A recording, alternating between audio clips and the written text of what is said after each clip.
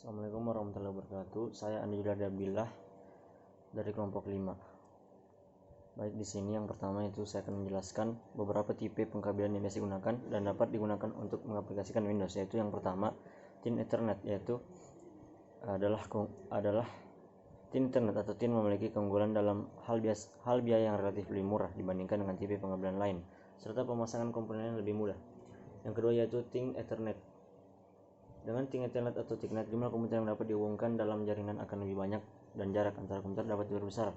Tetapi biaya pengadaan pengkabelan ini lebih mahal serta pemasangannya relatif lebih sulit dibandingkan dengan Thicknet. Yang ketiga yaitu Twisted Pair Ethernet. Kabel Twisted Pair ini terbagi menjadi dua jenis, yaitu shielded dan unshielded. Shielded adalah jenis kabel yang memiliki selubung pembungkus, sedangkan unshielded tidak mempunyai selubung pembungkus. Untuk luasnya kabel jenis ini menggunakan konektor RJ11 atau RJ45. Pada Twisted Pair Network, komputer disusun membentuk suatu pola start. Yang keempat ada fiber optik.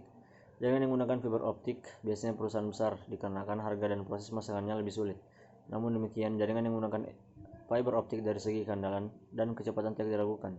Kecepatan pengiriman data dengan media FO lebih dari 100 Mbps dan bebas pengaruh lingkungan.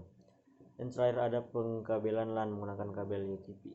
Pengkabelan ini bisa dilakukan dengan dua cara, yaitu dengan menggunakan tipe strike over dan tipe crossover. Perlengkapan yang digunakan yaitu RJ45 sebagai penghubung ke port LAN card, crimping tool sebagai pemotong kabel dan sekaligus menyepit ujung RJ45 biar lebih kuat menahan kabel UTP, dan kabel tester untuk mengetes apakah kabel sudah berfungsi dengan benar. Yang kedua, perbedaan kabel strike dan crossover berdasarkan fungsinya.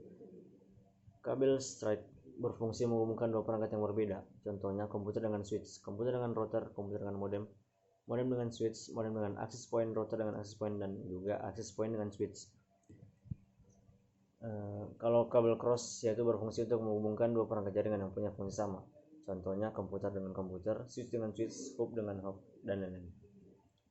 Urutan kabel strike dan cross serta fungsi warnanya. Urutan kabel strike yaitu putih orange, putih hijau, biru, putih biru, hijau, putih coklat, dan coklat.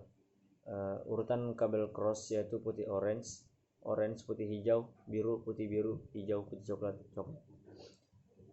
Warna orange berfungsi sebagai media pengantar paket data. Warna putih orange berfungsi sebagai media pengantar paket data. Warna hijau berfungsi sebagai media pengantar paket data.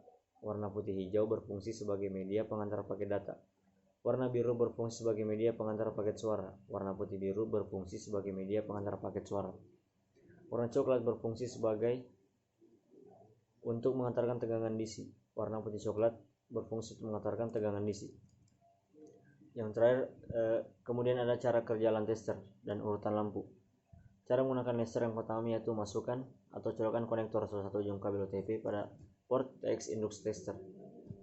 Yang kedua, masukkan colokan konektor ujung kabel OTP lain pada port RX anak tester.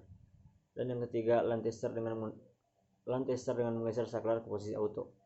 Setelah kedua ujung kabel OTP dihubungkan pada LAN tester, jika lampu LED nomor 1 sampai 4 yang ada pada LAN tester menyala semua, maka bisa dikatakan kabel OTP tersebut tidak bermasalah dan siap dipasang. Kalau ada salah satu yang tidak menyala, berarti kemungkinan pada pin tersebut ada masalah, maka harus dilakukan pengecekan fisik kabel OTP dan konektor apakah masalah atau tidak. Baik, sekian dari saya, lebih dan kurangnya mohon maafkan. Wassalamualaikum warahmatullahi wabarakatuh.